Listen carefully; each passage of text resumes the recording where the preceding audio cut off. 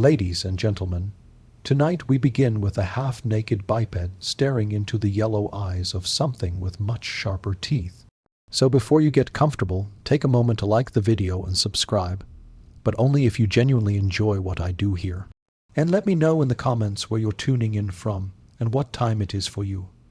It's always fascinating to see who's joining us from around the world. Now dim the lights, maybe turn on a fan for that soft background hum, and let's ease into tonight's story together. You wake up 2 million years too early, the air is warm, your brain is small, and the local wildlife is a daily reminder that evolution isn't finished yet.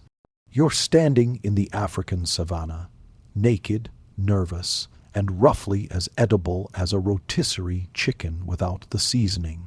You're not the hunter, you're the unpaid intern of the food chain. Everything around you has fangs, claws, or both. Lions stalk the grasslands, hyenas laugh in the dark. Saber-toothed cats exist for the sole purpose of ruining your day.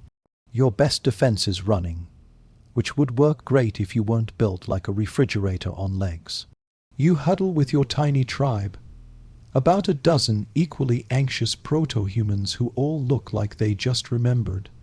They left the fire at home. Communication is limited to grunts, gestures, and facial expressions that all mean the same thing. Panic. You don't have language yet, but everyone intuitively understands we're screwed. You spend most of your time looking for berries, water, and reasons not to die. When you find a carcass, you wait for the predators to finish eating, then politely pick through the leftovers like a prehistoric janitor. The smell alone could kill you, but hey, protein is protein. At night, you climb a tree, hug a branch, and try not to think about how fragile you are. Down below, the dark moves. Hyenas giggle. Lions yawn loudly. Somewhere in the distance, something screams. It's probably Greg. There's always a Greg, and yet somehow you survive. You start learning patterns. Which noises mean danger, which direction the wind blows, and which of your group members can be safely outrun. Eventually, you realize something profound. Sticking together helps, not emotionally, but mathematically. If you're with friends, the odds of you dying go down by at least 1. That's the first spark of humanity. Not art or language, but mutually assured survival. You don't help others out of compassion. You help them because next time it might be you face down in the mud. And it would be nice if someone cared enough to poke you with a stick. Congratulations. You've just invented empathy by accident and under extreme duress. You've made it through another night, which is impressive considering you went to sleep in a world where everything either bites, stings, or steps on you. Survival is basically a hobby now. Not because you're good at it, but because you haven't had the decency to die yet. Your tribe wakes up at dawn. No one talks, mostly because no one knows how. But the collective vibe is still alive somehow. The ground is littered with tracks from hyenas, big cats, and at least one mysterious creature you really hope migrated somewhere else. Everyone stretches like they have an early meeting with destiny.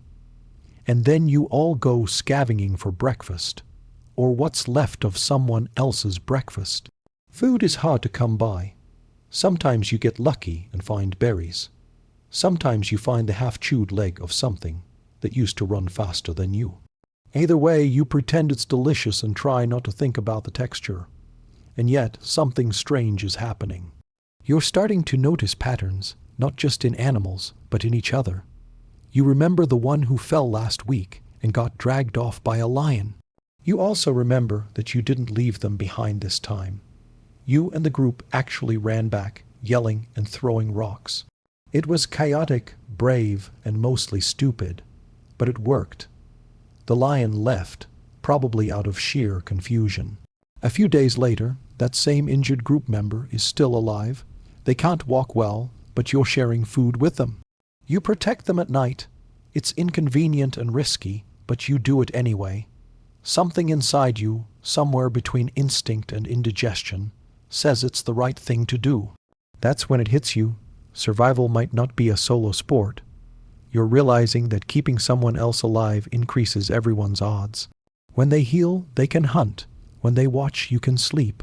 It's like teamwork, only louder and smellier.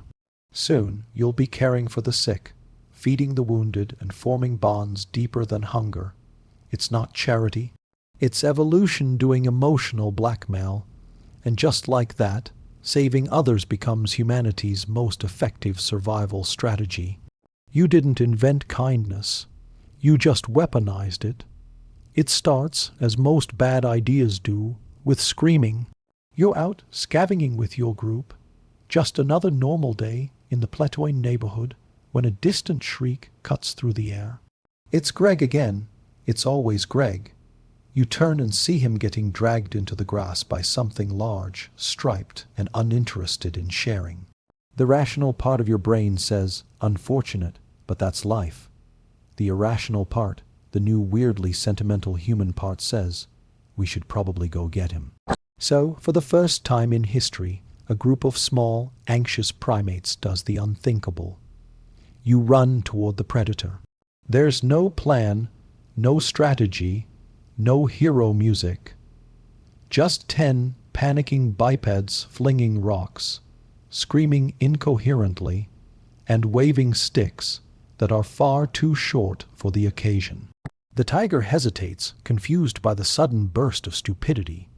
You don't look brave, you look insane, but apparently that's enough. The predator drops Greg and bolts. You've just invented the rescue mission now. Greg is bleeding, half-conscious, and missing a few pieces, but he's alive. Everyone stands around awkwardly, unsure of what to do next. You carry him back to camp, which takes forever because Greg's heavier than expected and keeps whining. Someone fetches leaves. Someone else just stares, impressed that this ridiculous plan actually worked. Over the next few weeks, Greg heals slowly. You share food with him, chase away scavengers, and take turns keeping him warm at night. He contributes nothing except bad smells and grunts of appreciation. But when he finally stands again, something changes in the air.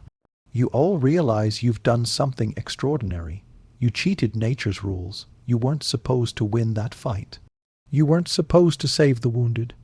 You weren't supposed to cooperate beyond mating and screaming. But here you are, one tiger short, one friend richer. Saving Greg didn't make you saints. It made you stronger. A rescued human meant one more pair of eyes, one more thrower of rocks, and one less reason to panic alone. And from that single act of collective recklessness, humanity learned its first moral lesson. Sometimes survival requires stupidity with a purpose. You've discovered a new emotion, dread with a side of responsibility. Ever since you and your tribe saved Greg from becoming Tiger Lasagna, something's changed.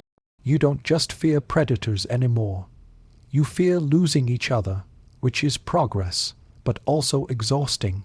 Now every rustle in the tall grass feels personal. You can't relax, you can't nap, and you can't stop looking around like a paranoid meerkat on espresso. Congratulations, you've just invented anxiety. Evolutionally speaking, it's a hit. At night, you sit huddled with your group, listening to the laughter of hyenas echoing in the dark. It's the soundtrack of your nightmares. The elders, which just means anyone over 30, tell stories about the great beasts that once ate Cousin Rock. You all nod solemnly, pretending this isn't going to happen again next week. But now, instead of running in 10 different directions like terrified squirrels, your tribe actually plans. You start posting lookouts. You choose sleeping spots closer to cliffs and trees. Someone even suggests taking turns staying awake, and everyone agrees as long as it's not their turn. That's the first night watch, and naturally, it goes terribly. The lookout falls asleep 10 minutes in. Still, the idea sticks. Fear becomes organization. Organization becomes survival. You learn to recognize the shapes of predators by moonlight. Their tracks in the dirt and the faint musky smell of we're about to die. When someone shouts, "Lion," you don't scatter. You form a noisy semicircle of bravery and bad posture. It's not much, but it's something. The younger members practice throwing stones farther. The older ones discover that shouting together is surprisingly intimidating. And slowly, your tribe begins to master the one weapon no predator can counter. Coordination. You haven't conquered fear. You franchised it. Everyone gets a small share. It binds you, shapes you, and keeps you alive. You start realizing that being scared isn't weakness. It's strategy. Fear makes you alert. It keeps you from wandering off alone. It makes you care whether Greg gets eaten again. For the first time, you're not just surviving despite fear. You're surviving because of it. You don't know who first figured it out, but one day, someone threw a stick into the fire and realized it kept glowing instead of dying. And just like that, the food chain got updated. Congratulations, you've unlocked Fire, humanity's first subscription-based safety plan. At first, everyone's terrified of it. Fire hisses, spits, and eats anything it touches. But once you realize lions won't come near it, the whole tribe agrees it's worth keeping around. Suddenly, you're sitting by a small circle of light, while the world's apex predators glare from the shadows, probably filing complaints with nature's customer service. The campfire becomes your new god. You feed it, protect it, and stare into it like it's Wi-Fi. It's hypnotic. The crackle drowns out the night. The warmth makes the cold bearable, and the smell of smoke masks your usual wet mammal aroma. For the first time, you can sit without flinching at every sound. It's bliss, primitive flickering bliss. Then the politics begin. Who controls the fire? Who gathers the wood? Who gets to sit closest?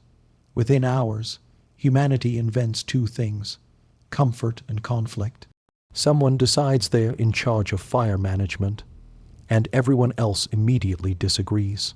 The group splits into factions, those who think it should burn brighter, and those who think it's fine the way it is. Welcome to the world's first committee meeting. Still, despite the arguing, something magical happens.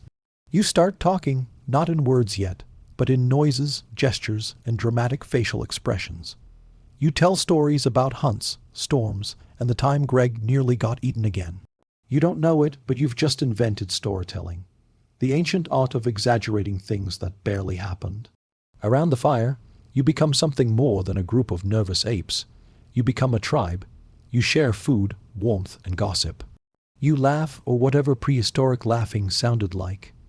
You start to feel connected, not just by survival, but by memory.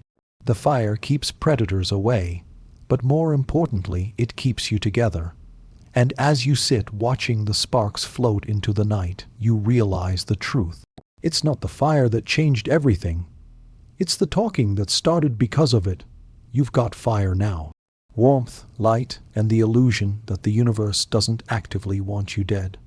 But there's a catch. Fire goes out. It needs feeding, guarding, and occasionally reviving because someone got distracted trying to poke it with a stick. That someone is almost always Greg. It's the middle of the night. The fire's fading, and the cold is creeping in like an unpaid bill. Everyone looks at each other, silently arguing with their eyes over who's going to get up and fix it. Eventually, you realize no one's volunteering. This is how humanity invents the concept of responsibility. You take turns feeding the fire, the first rotation system in history. It's simple. If you're awake, you protect the tribe. If you're asleep, you're the reason everyone's tense. At first, it's chaos. People fall asleep on shift, forget to bring wood, or accidentally set small things on fire like themselves. But slowly, the system starts to work. Then someone comes up with an even more radical idea: trust. You start to believe the others will actually do their part. When they say, "I've got it," you don't stay awake just to check. You close your eyes and let go. For the first time, you experience peace. Well, light paranoia with a side of warmth. Congratulations. You've entered the world's first social contract. You protect me, I protect you. No signatures, no laws. just mutual anxiety keeping everyone in line. It's civilization in beta form, unstable but functional. Soon this unwritten agreement expands. You share food, divide tasks, and cover for Greg when he forgets to watch the fire again. You start recognizing patterns of fairness and betrayal. Someone eats more than their share. They get glares. Someone risks their life for another. They get respect and maybe extra mammoth fat. Over time, these little exchanges form a primitive moral code. It's not about right or wrong. It's about balance.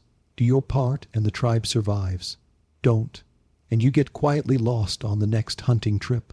You think you've invented ethics. Really, you've just invented teamwork under threat of abandonment. But hey, progress is progress. It's one of those peaceful mornings, the kind where the air is calm, the birds are chirping, and you're wondering which direction death will come from today. The tribe is moving through tall grass, carrying sharpened sticks that you call weapons, and predators call snacks. Then it happens. A boar bursts out of nowhere and impales one of your group. Not Greg this time, miraculously, but someone you actually liked. The creature flees, leaving behind a bleeding mess of limbs and shock. The group freezes. The smart move is to leave him. The human move is not to. So you stay. You press leaves against the wound. You drag him back to camp, leaving a trail so obvious even a blind hyena could follow it. But you don't care. Somewhere between instinct and stupidity, you've made a choice. You don't abandon your own. That night, everyone sits by the fire, taking turns watching over the injured one. You feed him water. You clean the wound with whatever doesn't immediately sting. You even share food with him, which feels noble until you realize you're now hungrier than the patient. He groans, twitches, and occasionally glares at you like he regrets not dying. Still, he lives another day. Days turn into weeks. The wound starts to close. He starts walking again, slowly but alive. The tribe cheers. You're proud mostly because you weren't sure the experiment in medical care wouldn't just turn into waiting for decomposition. And as ridiculous as it all felt, something sacred has quietly formed. Loyalty. You've learned that blood spilled together builds bonds thicker than language. You know who will run into danger with you and who will pretend to tie their sandals instead. This shared madness, risking your life for someone else's bad luck, becomes tradition. You fight together, you heal together, and when one falls, the others stand over them until the danger passes. It's not religion yet, but it's close. You didn't invent brotherhood out of love. You invented it out of necessity. But over time, the two started to look suspiciously similar. And so through blood, panic, and poor risk assessment, you became a species that fights back together. You used to think compassion was for the weak. Now you're realizing it's just another survival tactic that happens to feel nice. Somewhere between patching wounds and yelling at Greg for eating the emergency berries, your tribe has started doing something strange. Caring on purpose, one morning you find an elder lying by the river, too weak to stand. In nature's eyes, they're expired inventory, but instead of walking away, you give them water. Someone brings food, someone else fans the flies away, you're not sure why. They can't hunt, can't fight, and their only contribution is unsolicited advice about rocks. Still, you do it. This becomes routine. You start checking on the sick, sharing leftovers, making sure the little ones don't wander into crocodile country. It's inconvenient, time-consuming, and statistically bad for your calorie balance. But weirdly, it works. The more people you keep alive, the more people there are to help you later. Compassion, it turns out, has excellent return on investment. Soon your tribe develops a whole caregiving system. Someone tends the fire, someone watches the injured. Someone, usually you, gets stuck running errands for both. The tribe isn't just surviving anymore. It's maintaining itself. Congratulations! You've just invented basic health care without paperwork. Of course, not everyone's thrilled. Some argue that keeping the weak alive attracts predators. Others point out that compassion takes valuable time away from rock throwing and mammoth avoidance. You nod, pretend to agree, and then sneak back to feed the old man. Anyway, you can't explain it, but it feels right. One night, as you sit by the fire, the elder you helped mumbles a few sounds, something soft, grateful, maybe even affectionate. You don't understand the words, but you understand the feeling. You're connected. That's the real upgrade. Empathy is software. It doesn't make you faster or stronger. It just makes you better together. Predators may still hunt you. Hunger may still stalk you, but now when one of you falls, the others reach out, not because they have to, but because they can. And that, surprisingly, might be the first moment in history where being human didn't feel like a punishment. You've spent most of your life as walking protein. Everything with teeth has tried to eat you at least once. But lately, something's shifted. The predators are hesitating. The lions watch from a distance. The hyenas laugh less. Even the saber-toothed cats seem unsure if the effort is worth the chew. You and your tribe aren't faster or stronger or smarter. Not yet, but you've discovered the one evolutionary superpower that changes everything: spite. When one of yours gets attacked, you don't run. You grab sticks, stones, and anything vaguely throwable, and you chase the predator away loudly, chaotically, and with the energy of a toddler defending their snack. Sometimes it works. Sometimes you just make the predator deeply uncomfortable. Either way, you've invented revenge. Soon, the other species start noticing. The big cats realize that attacking a human means getting swarmed by 10 screaming bipeds throwing rocks like they're auditioning for a band called Panic and Stones. You're not a prey animal anymore. You're an inconvenience. The dynamic flips. Lions stop hunting near your camp. Hyenas circle from farther away. Even vultures look frustrated. Nature, it seems, didn't account for the power of organized stupidity. The real turning point comes when you kill your first predator. You don't mean to. You were just overcompensating. But there it is, a dead leopard. Its body surrounded by sticks, bruises, and confused humans realizing what just happened. The tribe drags the carcass back to camp and stares at it for hours. It's part horror, part pride, part should we eat this? Someone eventually says yes, and history's first poorly cooked revenge meal is served. It tastes terrible, but victory tastes good. From that day on, predators have a new problem. You bite back. You're still small, fragile, and slightly dumb, but now you're dangerous in groups. You've changed the game, not through strength, but through audacity. You don't know it yet, but this is the first crack in the natural order. For the first time, the apex predators of the world look at your campfire, hear your laughter, and realize something horrifying. Dinner has developed teamwork. The days belong to you now, mostly. You can walk the plains without constantly assuming your obituary is being written in paw prints.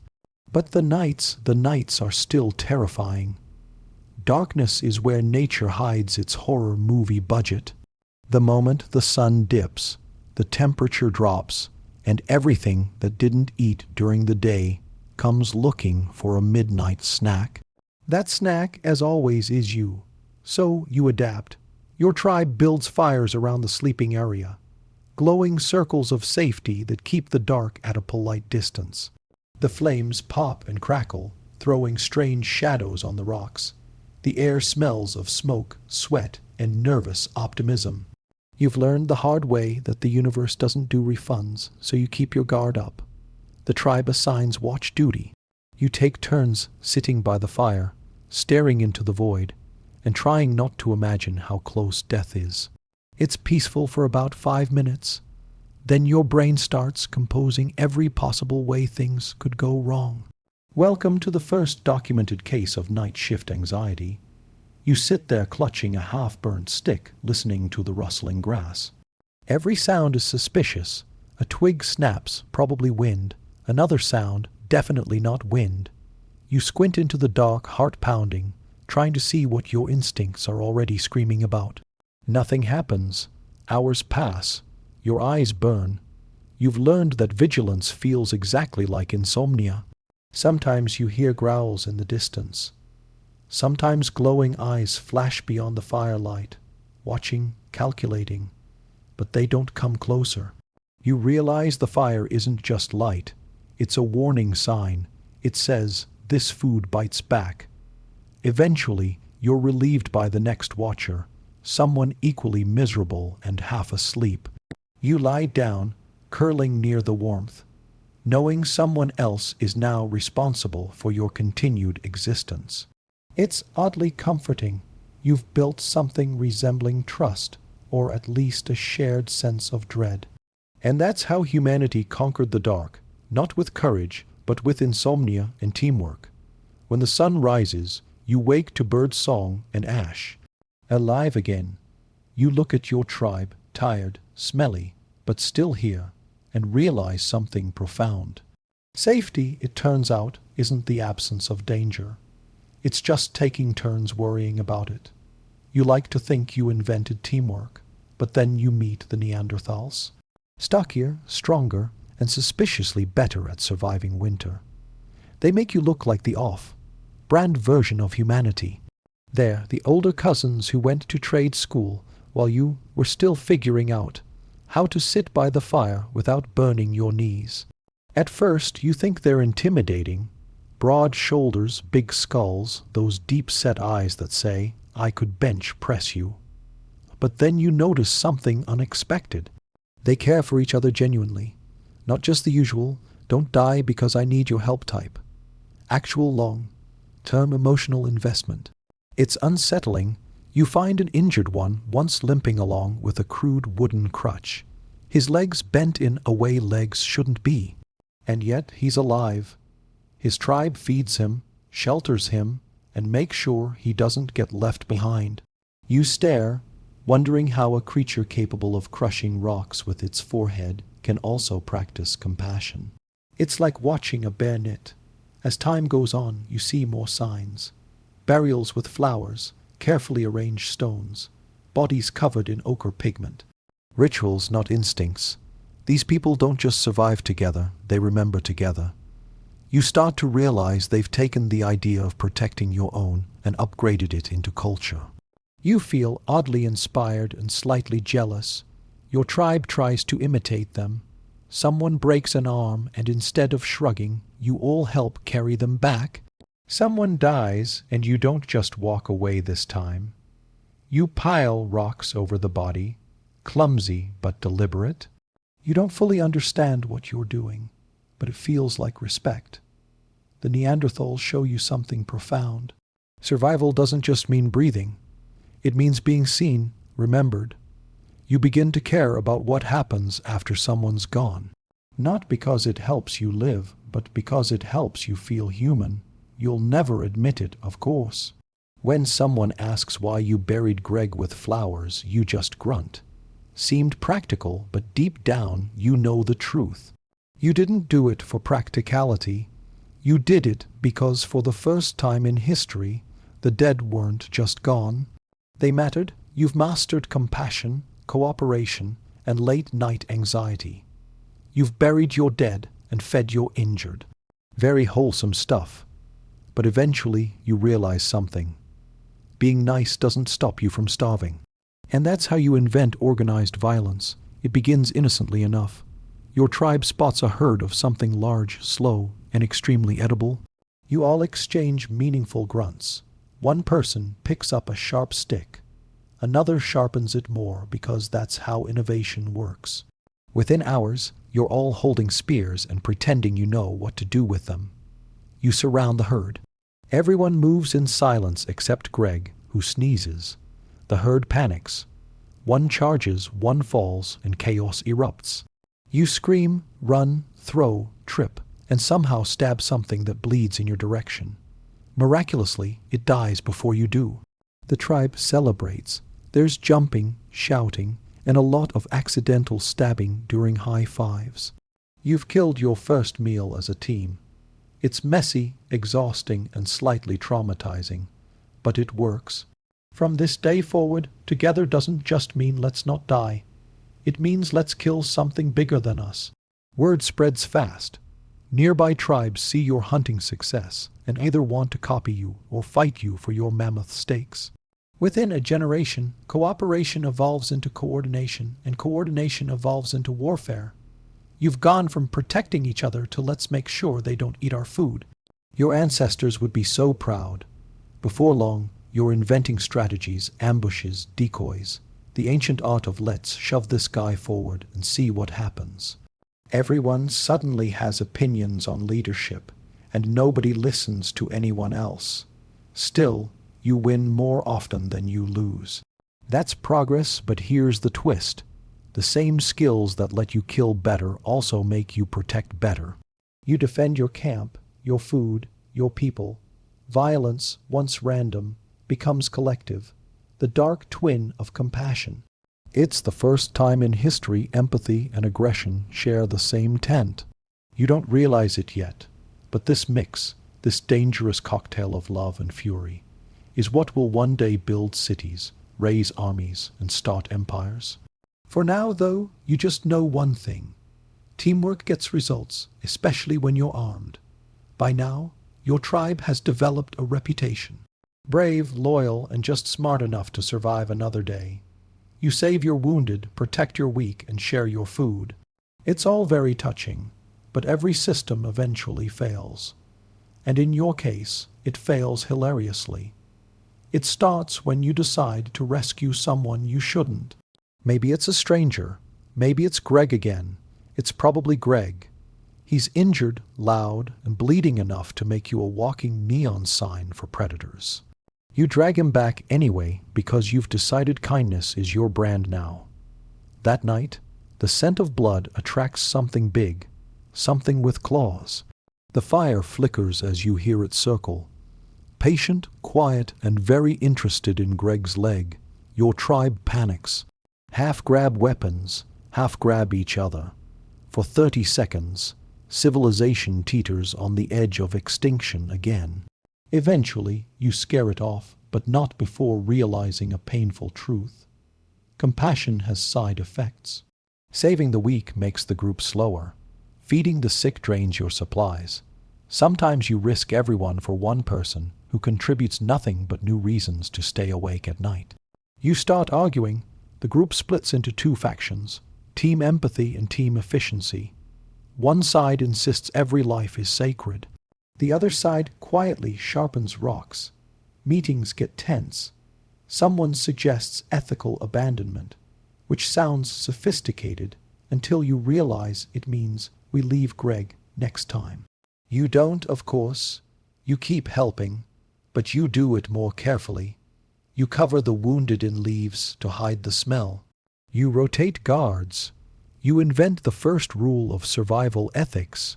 Be nice, but not suicidal. Over time, you learn balance. Compassion isn't about saving everyone. It's about saving the tribe. Sometimes that means helping. Sometimes that means running faster. You become pragmatic, philosophical even. You realize love without boundaries just feeds the lions. And so, humanity evolves not by being perfect, but by arguing about what good actually means. In short, you invented morality, and in true human fashion immediately turned it into a debate. You'll be proud to know we've kept that tradition going ever since. You've learned to fight, to care, and to not let Greg ruin everything. But the real secret of survival isn't strength or speed. It's trust. And in your world, trust is about as rare as a full night's sleep. Still, it begins in small ways. You start noticing who shows up when things go wrong, who stands beside you when the hyenas get too close, who actually takes their turn at fire duty instead of pretending to gather wood until sunrise. Over time, patterns form. You know who's dependable, who's flaky, and who's better off as bait. You don't have language yet, but you don't need it. One glance says everything. I've got you, or occasionally you first, I'll watch. Trust becomes the invisible rope that holds your fragile tribe together. and like all ropes, it occasionally snaps. Because the moment you start trusting people, they start disappointing you. Someone eats more than their share. Someone falls asleep on watch. Someone definitely lies about how much mammoth they contributed. And yet you forgive them mostly because you need them. Civilization, as it turns out, is built on strategic forgiveness. Then comes the real test. One day, you're far from camp scouting for water when a predator ambushes you. You run, stumble, and fall, because, of course, you do. You brace for the end, but instead of leaving, your companion turns back. They scream, wave their arms, and throw rocks until the predator retreats. You live. That night, as you sit by the fire, you look across the flames and lock eyes with the person who risked their life for you. Something in your brain shifts. This isn't just survival anymore, it's connection. Dangerous, irrational, and profoundly human. You trust them completely now.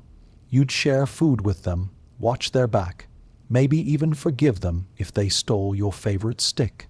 That's how tribes turn into families, not by blood but by shared near-death experiences. Trust, you realize, is the first luxury you've ever earned. It makes the cold warmer, the fear quieter, and the future slightly less impossible. And in a world full of things trying to eat you, that's close enough to love. So, after all the running, bleeding, and near-death teamwork, you finally have your answer. Did early humans save each other from predators? Yes, constantly, stupidly, heroically. You weren't built to survive. You were built to cooperate under extreme duress. You were soft, slow, and screamingly edible. But you had each other, and somehow that was enough. When danger came, you didn't hide. You formed circles, yelled nonsense, and threw rocks until the universe gave up trying to kill you. You stayed up all night guarding the fire. You carried the wounded when it made no sense to. You dragged Greg back from death at least 3 times. And not once did you get a thank you. That's fine. You didn't do it for glory. You did it because the alternative was extinction. Over time, survival stopped being a solo project.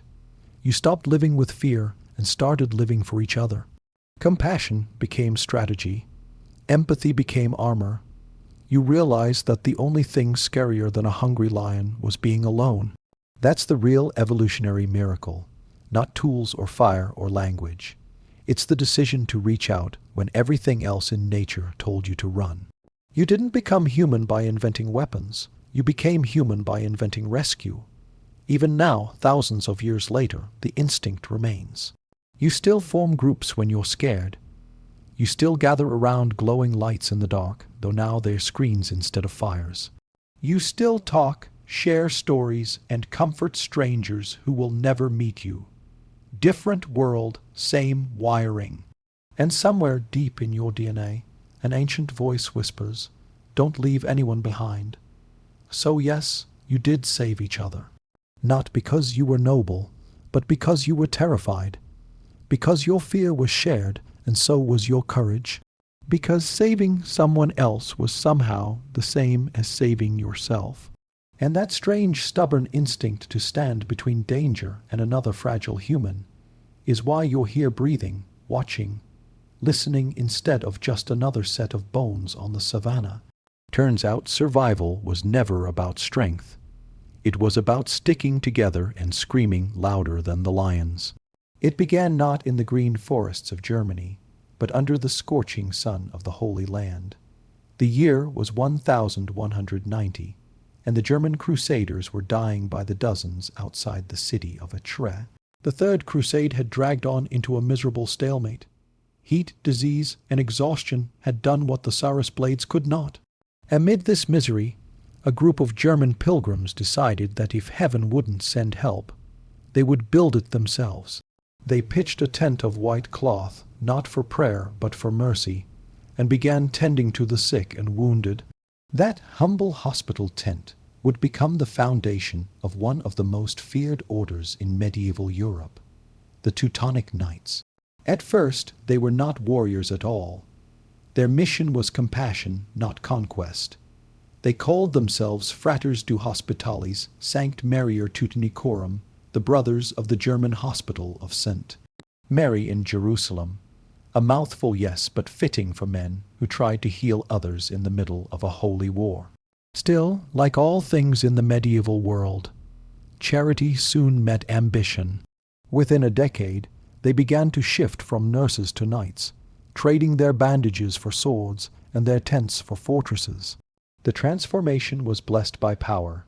In 1198, Pope Innocent Roman III, the same pope who later launched the Albigensian Crusade, officially recognized the order.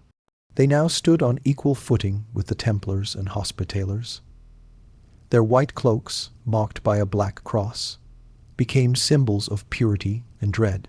They were to be monks and soldiers both, living by vows of poverty and chastity while wielding steel in God's name. A strange contradiction, but medieval Europe thrived on contradictions. By the early 13th century, the Teutonic Order had found its purpose. While the Templars guarded pilgrims and the Hospitallers defended the sick, the Teutonic Knights became a weapon. German discipline wrapped in divine justification. They would soon abandon the burning sands of the Holy Land and turn their gaze north toward the cold pagan lands of Prussia and Livonia. There they would carve a new kind of crusade, one not for Jerusalem, but for empire. What began as mercy and acre was about to become a holy machine built for conquest. By the early 1200s, the Holy Land had become a graveyard for crusader dreams. Jerusalem was lost. The desert drained fortunes, and Muslim forces were stronger than ever. The Teutonic Knights, disciplined, organized, and hungry for purpose, realized something vital. There were plenty of heathens to fight closer to home. Enter the Baltic frontier, a cold, forested expanse inhabited by pagan Prussians, Lithuanians, and Livonians, who had somehow missed the memo about Christianity. For a knight with a sword and a divine excuse, this was paradise. Their relocation began under the cunning guidance of Hermann von Salza, the order's fourth grandmaster. Unlike most knights, he had more diplomacy than ego and managed to charm both emperors and popes. Emperor Frederick Roman II, the so-called wonder of the world, granted them independence and privileges in 1226 through the Golden Bull of Rimini. This document, the medieval equivalent of a blank check, allowed the Teutonic Order to conquer, rule, and Christianize lands in the name of the empire. In other words, go north, take everything, and send back prayers. So they marched, black crosses gleaming against snow, banners fluttering in the Baltic winds. They crossed into Prussia like a storm. Their mission was simple on parchment and brutal in practice. Convert the pagans or kill them trying, monks by title, soldiers by nature. The Teutonic Knights built their castles with stone and fear. Fortresses like Marienwerder and Thorn rose along the Vistula River, each a spear point in their expanding domain. Local tribes resisted fiercely, but medieval conversion campaigns weren't known for gentle persuasion. They called their new realm Terra Christi, the land of Christ, but it was really the land of iron discipline. The Teutonic Order functioned like a holy corporation. Every knight was a shareholder in salvation. Every battle an investment in divine approval. Their rules were strict: obedience, celibacy, and silence at meals. Yet they were remarkably efficient. One of the first organizations in medieval Europe to combine religious zeal with bureaucratic precision. By the mid-13th century, Prussia was burning, but the order was thriving.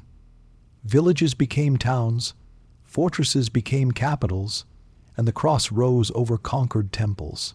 The Teutonic Knights had found their destiny in the frozen north, not as healers, but as the architects of a Christian empire carved from heathen blood. By the mid-13th century, the Teutonic Order had turned Prussia from a wild frontier into a laboratory for conquest. They didn't just fight.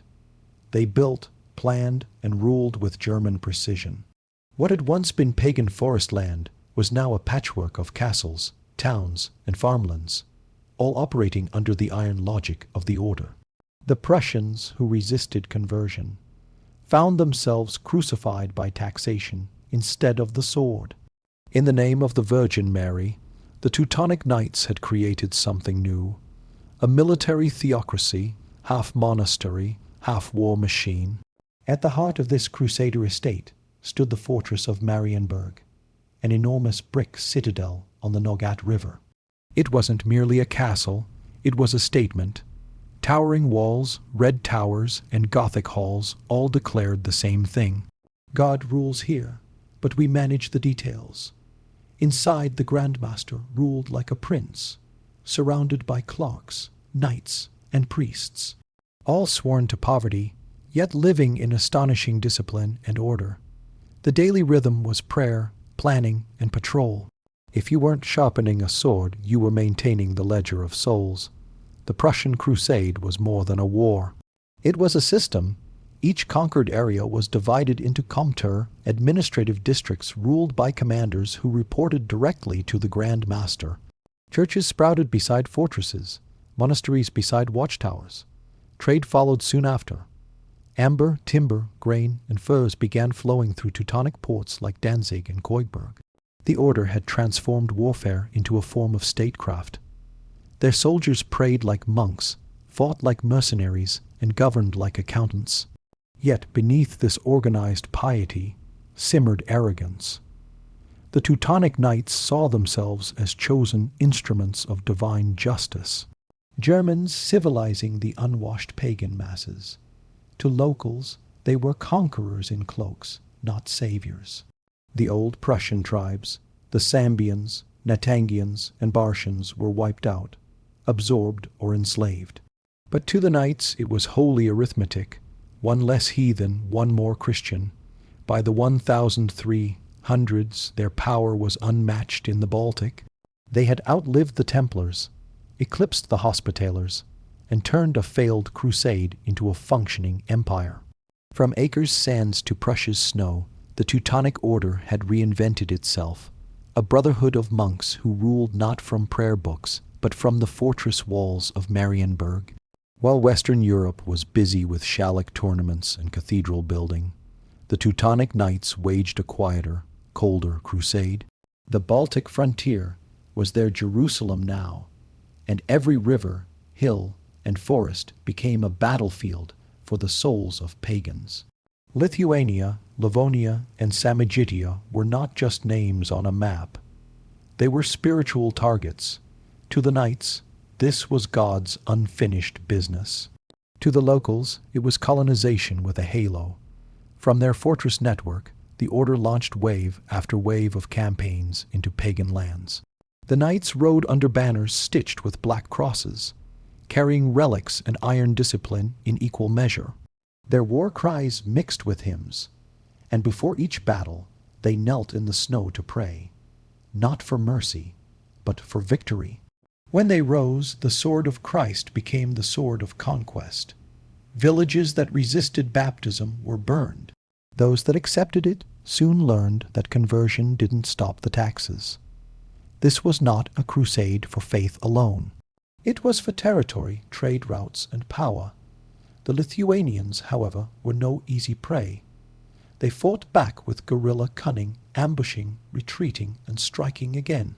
Their forests became traps, their marshes natural fortresses. For decades, the Order poured men and money into the Baltic, hoping to finish the Northern Crusade. But Lithuania had something the Order didn't: adaptability. They united under strong rulers like Mindaugas and Jedinas, who blended pagan resilience with shrewd diplomacy. Eventually, the Lithuanians even found allies among Christian kingdoms, eager to see the proud Teutons humbled. Still, the Order pressed on, framing their wars as divine missions blessed by Rome. They recruited knights from across Europe, nobles eager to wash away sins in blood and snow. Young men from Saxony, Franconia, and Austria flocked to Prussia for glory, gold, or a slightly better afterlife. Each campaign was brutal, each winter harsher than the last. But every burned village and rebuilt fortress made the Order stronger, or so they thought. By the late 1300s, The Teutonic Knights had reached their zenith. Their influence stretched from the Vistula to the Gulf of Finland. They had baptized rivers in blood and erected crosses on smoking ruins. Yet beneath their triumph, a quiet truth grew like frost under stone. The harder they fought to expand, the more fragile their Crusader empire became. By the early 14th century, the Teutonic Order stood at its glittering peak. From their brick fortress at Marienburg, they ruled a state that stretched across the Baltic, a theocracy disguised as a military corporation. Their black cross had become a brand recognized across Christendom. Pilgrims visited their strongholds to marvel at their discipline. Merchants traded under their protection, and kings courted their favor. Even popes whispered blessings for their holy efficiency. For a brief cold century, the order looked unstoppable. Marienburg itself was a marvel, a cathedral of brick, iron, and order. Its high walls could house over 3,000 men with chapels, armories, kitchens, libraries, and even breweries all built into its sprawling complex. Every stone seemed carved with the same message: God favors structure. The Grand Master ruled from the high castle, wearing armor beneath his robes and presiding over councils that decided everything from fort construction to grain taxes. Bureaucracy had become sacred. Prayer and paperwork were the same divine language. Inside the order, ranks were strictly defined. Knights, noble-born and sworn to chastity, formed the elite. Beneath them were priests and sergeants, followed by lay brothers who handled the business of empire, managing estates, organizing harvests, and collecting tithes. The system worked like clockwork, powered by fear of both God and superiors. Silence was enforced during meals. Personal property was forbidden, and disobedience could lead to exile, flogging, or worse. Yet somehow, this iron rigidity produced results. The order's wealth multiplied. Its trade in amber and grain flourished, and its network of vassal towns grew into early models of civic life. Externally, the Teutonic Knights portrayed themselves as defenders of civilization against pagan chaos. They built Gothic cathedrals beside conquered temples, founded cities like Danzig and Königsberg, and encouraged settlers from Germany to colonize their lands. In a sense, they brought progress, but only on their terms.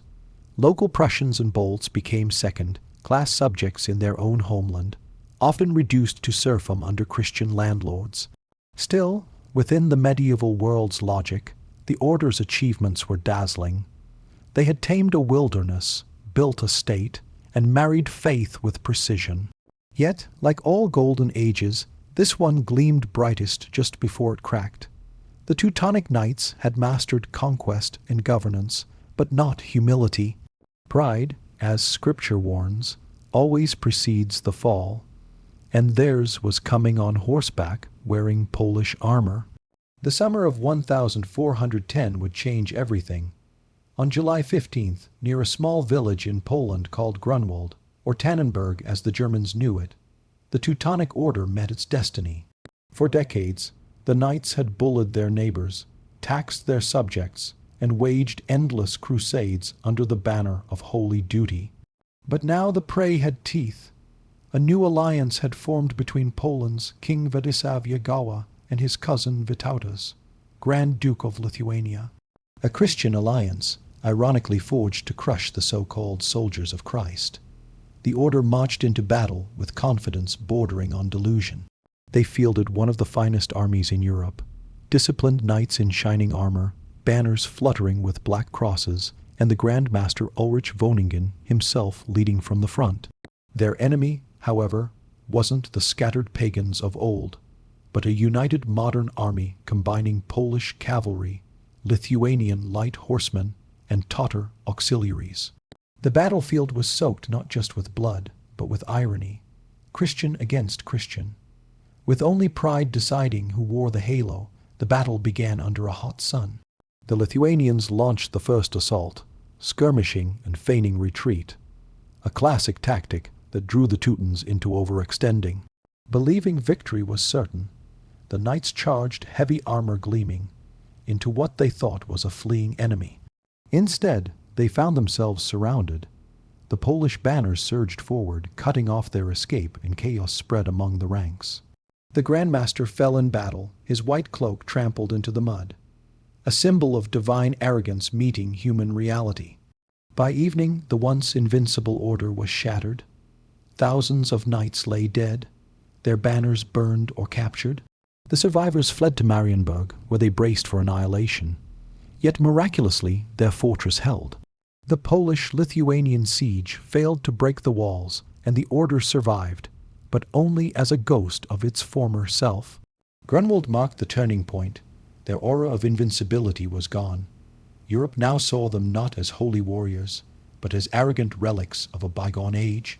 The Teutonic Order still possessed castles and land, but the spirit that had built them, that blend of faith, discipline, and terror, was gone. The snow of Prussia would never again echo with the confident march of crusaders. The fall had begun, and the proud monks of war were about to learn humility the hard way. After Grunwald, the Teutonic Order limped rather than marched. The once mighty machine that had ruled the Baltic with iron faith was now a wounded relic clinging to its crumbling castles. They had survived defeat, yes, but survival is not victory. The Grandmaster Heinrich von Plauen managed to hold Marienburg through sheer will and stone, but the damage ran deeper than lost soldiers. Their myth, that divine armor of invincibility, was gone, pierced clean through by Polish and Lithuanian lances. The years that followed were less glorious and more bureaucratic despair. The order bled silver as much as blood. To rebuild, they taxed their Prussian subjects mercilessly. Farmers, merchants, and townsfolk who had once respected their discipline now saw only greed. Discontent spread, and the knights began fighting not pagans but protests. Their fortress halls, once filled with prayers and plans for crusades, now echoed with audits and debt ledgers. God, it seemed, had better clients elsewhere. Meanwhile, their neighbors grew stronger. The Polish-Lithuanian Commonwealth had risen as a dominant power, while the Hanseatic League, that network of shrewd merchant cities, outpaced the Teutons in trade and diplomacy.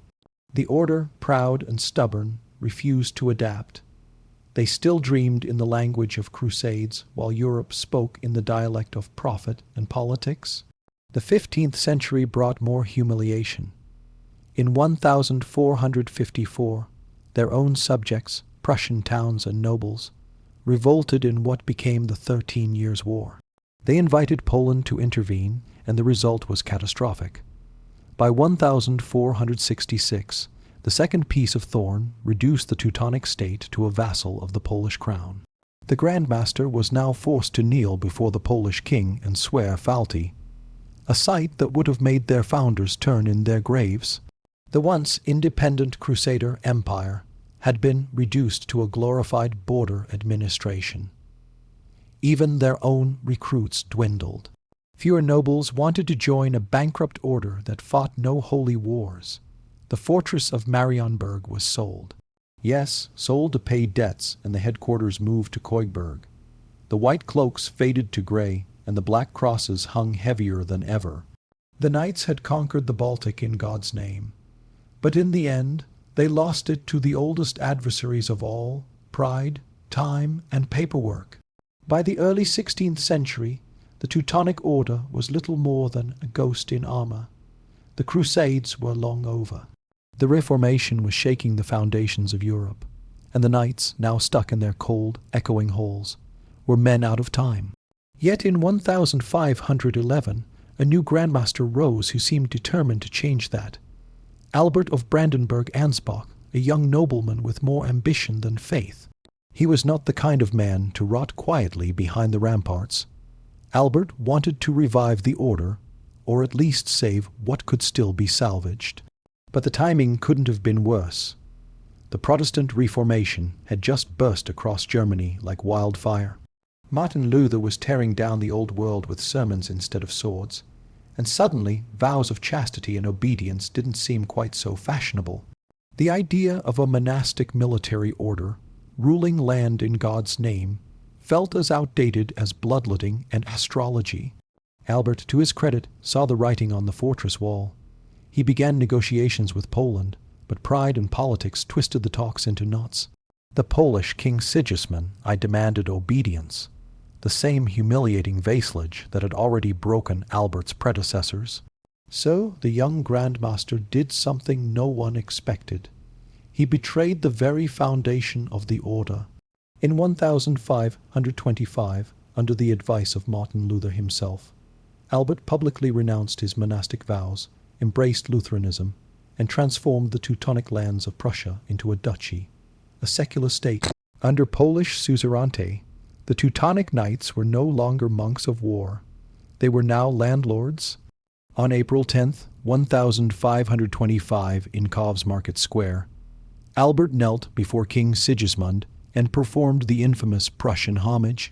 In exchange for loyalty, he was allowed to rule Prussia as Duke, the first Protestant ruler of a Protestant land. To the old knights, it was heresy.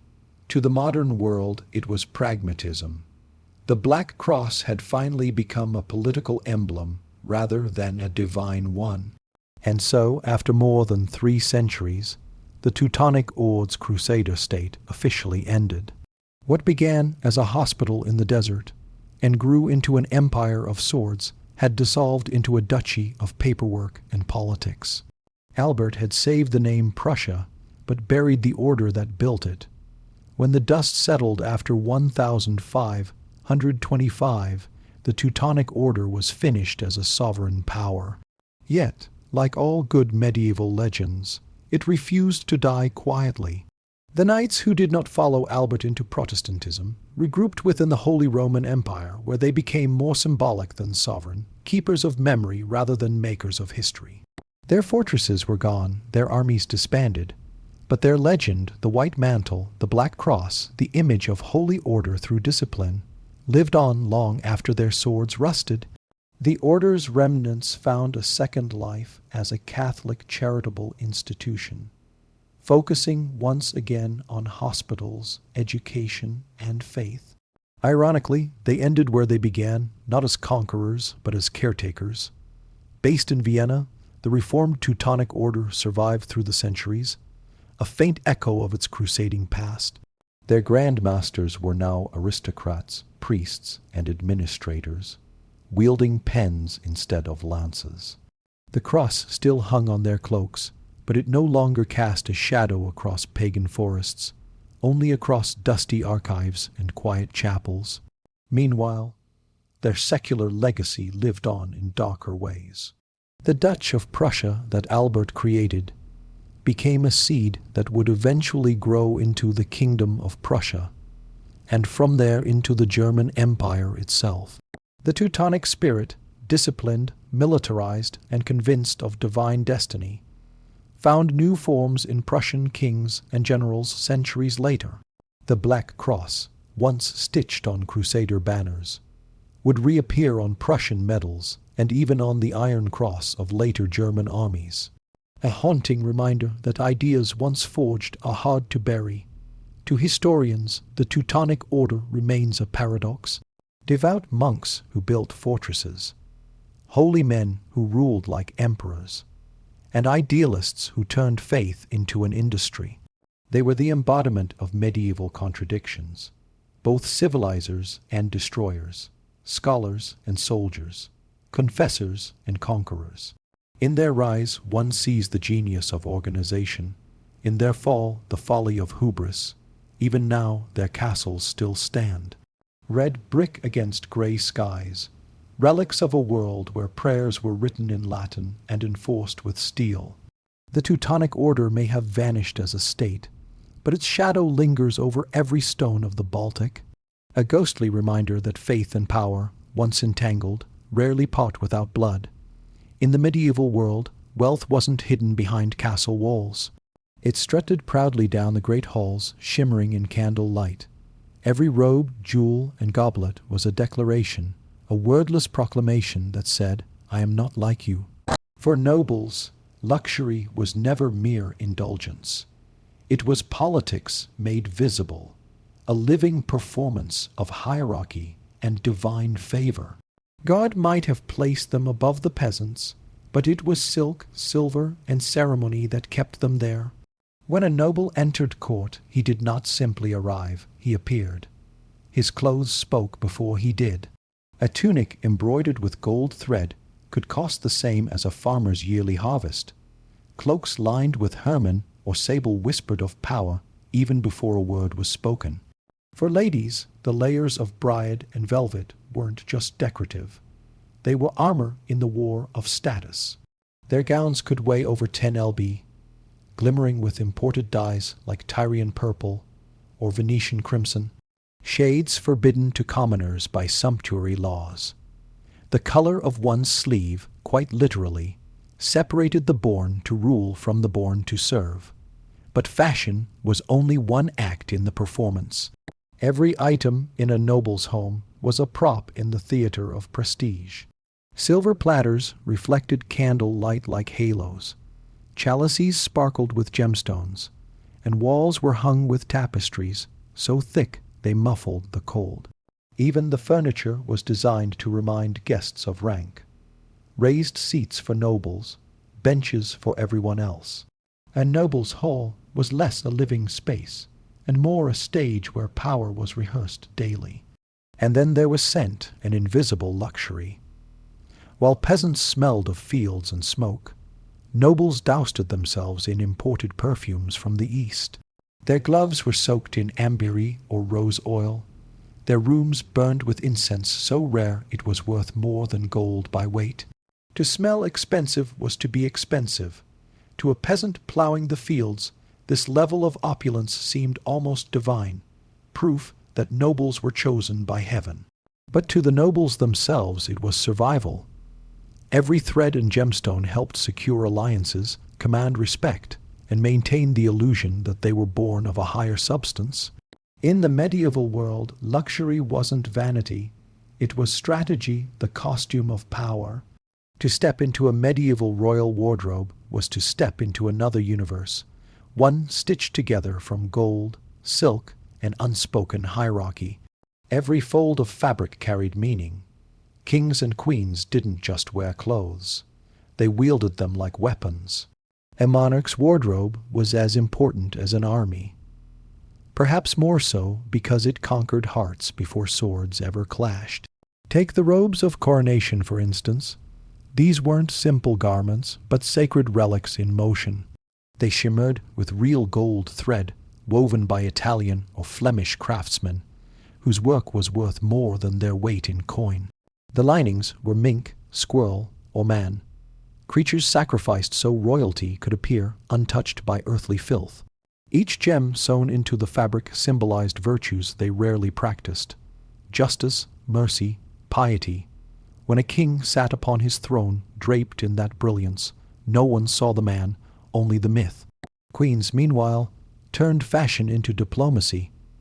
Their gowns were coded messages, each fold whispering political intent. A French queen might wear Florentine silk to flatter an ally, or English embroidery to assert dominion. Necklines rose and fell according to virtue or vanity. Sleeves ballooned into absurd dimensions, and girdles gleamed with imported pearls from the East. The most daring queens, like Isabella of France or Eleanor of Aquitaine, used fashion to project authority in a man's world. Their gowns were battle armor stitched in silk. Even accessories were statements of divine theater. Crowns and circlets symbolized heavenly sanction, while jeweled brooches and signate rings declared lineage and legitimacy. A misplaced gemstone could spark rumors, and a poorly chosen color could insult an entire kingdom. Thus, every public appearance was rehearsed like a play with costume changes worthy of modern red carpets. Of course, not all monarchs practiced moderation. Some wardrobes reached near insanity. Charles VI of France reportedly owned over 1,000 outfits, each tailored in new colors and lined with silver cloth.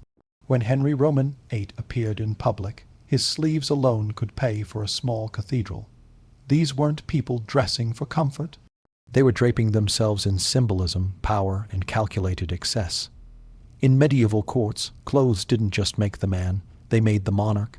If medieval fashion was politics you could wear, then the banquet was politics you could eat.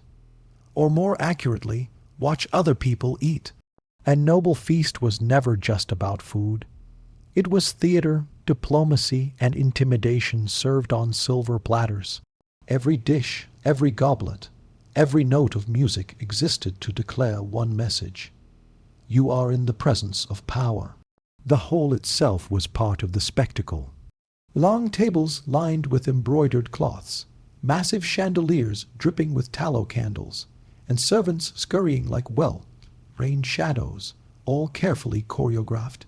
At the head of the hall, the lord and lady sat elevated on a dais, literally above everyone else. Even their plates were different, gold or silver, while the lesser guests made do with putter or wood. The message was clear. Hierarchy was not an idea, it was dinnerware. The feast began with ceremony. Heralds announced each course, minstrels played, and servants, sometimes 100 or more, moved in perfect sequence. The dishes themselves bordered on absurdity. Entire peacocks roasted and redressed in their feathers, gilded in gold leaf. Swans baked whole and reanimated with fireworks in their beaks. Meat pies hiding live birds that exploded into the hall when cut open. It was edible theater designed to stun the senses and humble the audience. Wine flowed like sermons, and even water could come perfumed with rose or cinnamon. Spices such as saffron, cloves, and nutmeg were the medieval equivalent of brand logos, rare imports from Asia that screamed wealth. Only the elite could afford to turn a simple stew into an aromatic display of global trade. Eating was not just pleasure. It was proof of influence, but beneath the laughter and toasts, banquets were also battlegrounds. Seating arrangements could make or break alliances. Being placed too far from the host was a public humiliation. Being too close could be a trap of expectation. Every glance, every sip, every offered morsel carried political weight. Nobles didn't just digest food, they digested opportunity. By the end of the night, when the last course of candied fruit and spiced wine was cleared away, reputations had been built or broken. The host's glory was measured not in calories, but in whispers. How long people talked about the feast afterward. In the medieval world, you didn't dine to live, you dined to rule. Medieval castles were not just fortresses. They were stone manifestos. Every tower, tapestry, and stained glass window shouted one message to all who approached. This is power made permanent. While peasants huddled in timber huts and wiped soot from their ceilings, nobles lived in literal theaters of stone. Castles were designed not merely to defend, but to impress. Monuments to divine right, personal vanity, and generational ambition. The approach alone was psychological warfare. Visitors would cross moats, gates, and winding paths that forced them to look up, always up, toward the looming walls and towers. It wasn't just architecture. It was submission training. Even the smallest detail served hierarchy. A noble's private chamber had arched ceilings, imported tiles, and glass windows, a luxury so rare that entire villages might live without ever seeing one. Each pane, each gargoyle, each carved column whispered, "You cannot touch this world." Inside, the grandeur intensified. The great hall was the castle's soul, a multi-purpose arena for feasts, diplomacy, and displays of dominance. Tapestries the size of houses hung from the walls, depicting biblical scenes or family victories, partly to inspire awe, and partly to block the cold drafts that reminded everyone they still lived in a giant rock. Floors were strewn with rushes mixed with herbs like lavender or mint to disguise less divine odor, and the air shimmered with smoke from beeswax candles, the medieval equivalent of scented luxury. Private rooms told their own stories. 4-poster beds draped with silk or velvet served not only for sleeping but for spectacle. The bed itself was a symbol of rank. In many courts, guests were received not in throne rooms but in the Lord's bedchamber, a sign of intimacy and superiority that blurred lines between domestic life and royal ceremony. Even the latrines could be lavish with carved wooden seats and views of the countryside, because nothing said nobility like comfort in the most undignified moments. Castles were also laboratories of indulgence. Courtyards contained gardens of imported roses, fountains shaped like saints and menageries filled with exotic animals, lions, falcons, even bears, depending on the owner's ego. The medieval elite didn't just live in castles, they performed in them. These stone giants were less about safety and more about spectacle. Fortresses built not to keep people out, but to keep admiration in.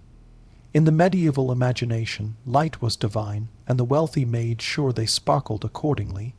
To shimmer was to show grace, to gleam was to prove favor from God. And so from crown to chalice, the nobility wrapped themselves in brilliance.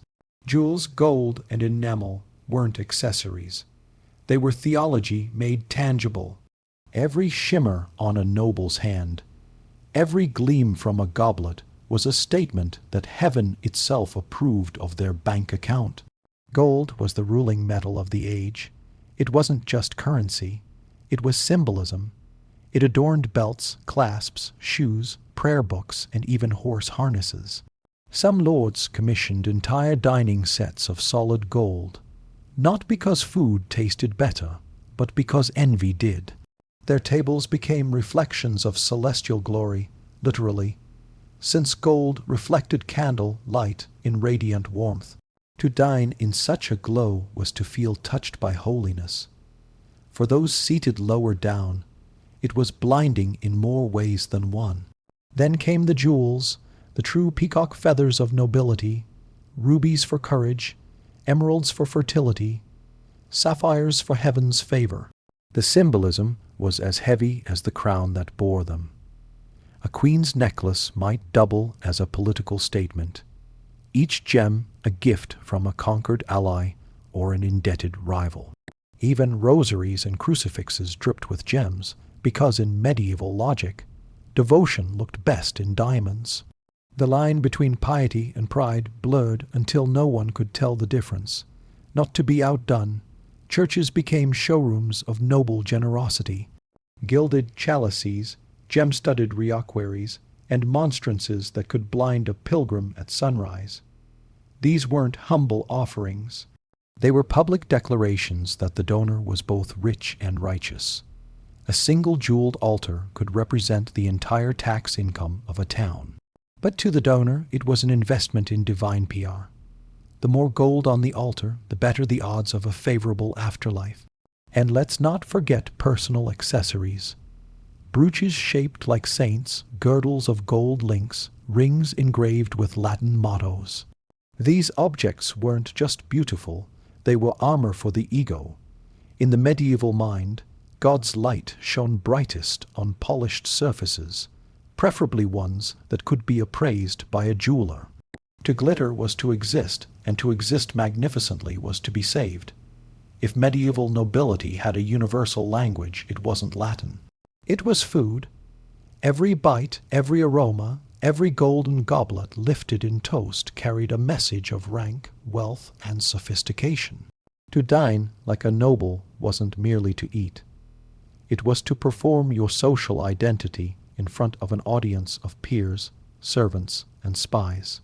Meals were theater, and the script was written in roasted swans, spiced wines, and carefully choreographed etiquette. The menu itself was a declaration of power. Commoners ate barley bread and turnip stew. Nobles dined on venison, crane, sturgeon, and the occasional dolphin. The rarer the dish, the higher the prestige. To have exotic ingredients was proof of reach. Saffron from the east, sugar from the Levant, and pepper worth its weight in silver. In a single banquet, a nobleman might consume the trade routes of the known world, one spoonful at a time. Food became geography you could taste and display, but there was an art to the spectacle. Courses could number in the dozens, arriving like military formations. First came the entrams, elaborate dishes of pure theatre, castles made of pastry, knights sculpted from marzipan, entire ships crafted from bread and filled with sugared almonds. Guests didn't eat these creations. They admired them, applauded them, and understood their purpose. To make the host's wealth visible in 3 dimensions, the etiquette was equally intricate. Knives were personal possessions. Forks, still a curiosity, and fingers were fair game, but only if used gracefully. Napkins, often embroidered with family crests, were worn over the shoulder or tied around the neck. Guests were expected to carve delicately, to share politely, and most importantly, to appear impressed. To act unimpressed at a noble's feast was a social sin nearly as grave as spilling wine on a bishop. Music and pageantry filled the pauses between courses. Junglers sang of valor, jugglers performed, and fools provided moral contrast. Physical comedy for a night drenched in luxury, and through it all the host watched like a hawk. Every compliment, every whisper, every expression of awe confirmed his triumph.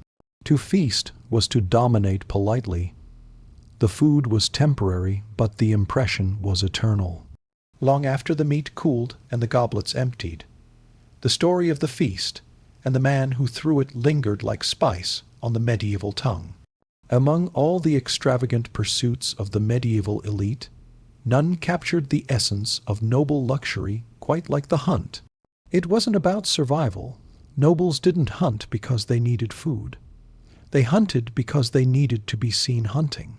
It was theater in the open air where silk met mud and politics galloped alongside sport. To ride out with hawks and hounds was to remind everyone watching that leisure itself was a symbol of power. Hunting was the ultimate aristocratic privilege guarded by law and tradition. Forests were not free spaces. They were royal domains where peasants risked death for poaching a rabbit. The right to kill animals, absurdly enough, was considered proof that one ruled over men. Kings like Edward I of England or Philip the Fair of France maintained entire departments of staff, foresters, kennel masters, falconers just to manage the spectacle. Every detail from the horses, harnesses to the dogs' collars, gleamed with embroidery and silver fittings. Even the arrows had style. The most elite form of hunting was falconry, the ancient art of hunting with trained birds of prey. A noble's falcon was as much a status symbol as a crown. Falcons were bred, traded, and gifted across kingdoms, sometimes valued higher than castles.